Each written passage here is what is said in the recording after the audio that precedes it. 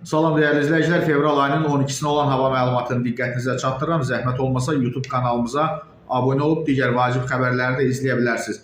Fevralın 12-sində Bakıda və Abşeron yarımadasında hava şəraitinin dəyişkən buludlu olacağı, arabir tutulacağı, əsasən yağmursuz keçəcəyi gözlənilir.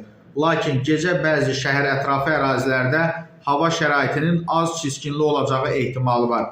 Cənub-qərb küləyi əsəcək, temperatur gecə 0-2 dərəcə isti, gündüz 6-9 dərəcə isti olacaq. Azərbaycanın rayonlarında hava şəraiti əsasən yağmursuz olacaq, lakin gündüz bəzi yerlərdə qısa müddətli yağıntılı olacağı, dağlıq ərazilərdə qar yağacağı ehtimalı var. Bəzi yerlərdə arabir duman olacaq, mülayim qərb küləyi əsəcək.